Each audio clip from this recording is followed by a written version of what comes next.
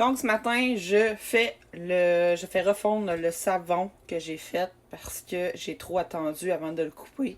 Il était trop sec, fait qu'il fallait vraiment que je le fasse le lendemain quand il est encore un peu mou, là.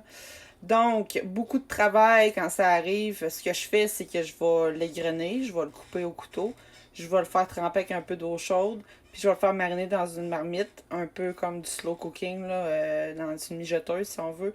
Puis lorsque ça va être assez chaud, je vais pouvoir le passer au mixeur plongeant. Je vais vous montrer un exemple de ce que ça a l'air. C'est quand même un autre processus dans le fond, ça serait le savon, la saponification à chaud. Donc, celle que je faisais le coulage, c'est à froid. C'est vraiment le processus qu'on va juste ajouter la soude caustique, l'eau, avec les gras fondus. Puis on va le couler, puis on va le démouler par la suite. À chaud, ce que ça va faire, c'est que ça va cuire pendant un bon bout de temps. Ce que ça va permettre, ça va enlever un peu l'effet pas castile, l'effet caustique. Donc, c'est ça. C'est la seule façon que je puisse pour récupérer le savon parce qu'il est encore bon, il va mousser, c'est sûr, sûr, sûr. C'est juste que la finition est un petit peu moins belle, c'est-à-dire qu'il peut y avoir un peu des imperfections dans le savon, tandis que quand on le coule normalement, tout est lisse, tout est beau, tout est parfait. Fait que, mais ça donne un résultat, c'est juste que le savon va être un petit peu plus mou parce que j'ai rajouté un peu d'eau, donc il va devoir sécher un petit peu plus longtemps. Fait que je vous montre ça dans la casserole. Dans la chaudronne, j'ai mis un couvercle pour garder la chaleur et que ça chauffe un peu plus rapidement. Comme vous pouvez voir, ça va fondre. Le problème, c'est que ça prend beaucoup de temps, il faut être patient. Moi, j'étais du genre à remuer, mais là, je le laisse aller, fait que en dessous, c'est super chaud. Puis sur le dessus, c'est pas fondu encore. J'ai déjà passé un petit peu le mixeur, mais vu que c'est pas assez liquide, c'est difficile. Fait que ce que je vais faire, c'est que je vais attendre, je vais le brasser peut-être aux 20 minutes.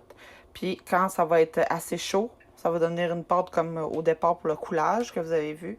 Puis je vais le recouler dans mes moules qui sont prêts là-bas.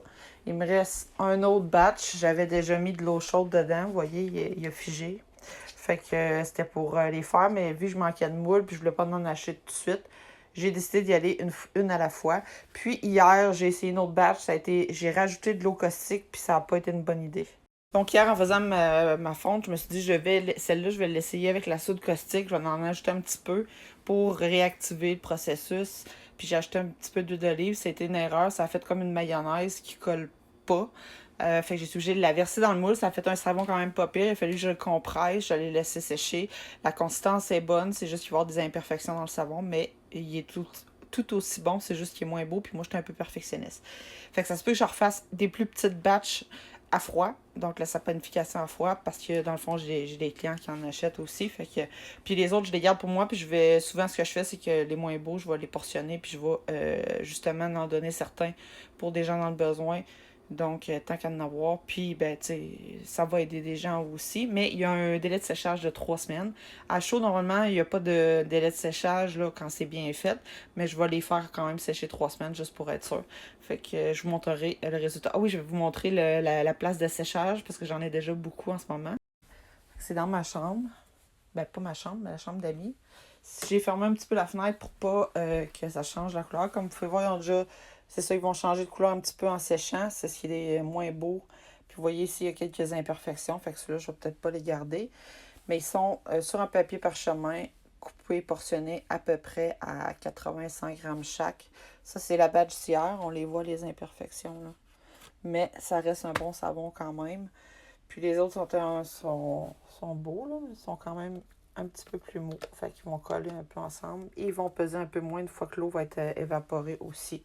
Fait que à suivre, je vais en refaire, c'est sûr, mais c'est dommage. Dans le fond, le processus tout a fonctionné comme il faut. C'est juste que j'étais allée travailler. J'ai remplacé quelqu'un au travail. Puis la journée que j'étais supposée de faire la coupe, ben je me suis dit, oh, c'est pas grave, je vais attendre 48 heures. C'est pas plus grave que ça. Je les avais super bien emballés puis tout pour les garder au chaud. Mais quand je suis venue pour les couper, ben malheureusement, il était trop sec. Fait que ça fait partie, c'est pas parfait. Et c'est ça, la vie. Fait que je vais vous montrer les deux côtés. Quand ça va bien, ça coule tout. C'est facile à faire. Puis c'est un processus un peu dangereux quand on va mélanger la soude caustique avec l'eau et tout ça. Ça, je l'avais fait avant. Parce que je savais que quand je le faisais en même temps que le savon, ça allait tellement chauffer que quand je le coulais dans le moule, ça chauffait tellement que ça broutait puis ça débordait. Puis j'ai brûlé une table à cause de ça aussi. Et celle que je viens de faire, ben, les brûler un petit peu aussi. C'est ça la vie. Je vous souhaite une belle journée. Bye!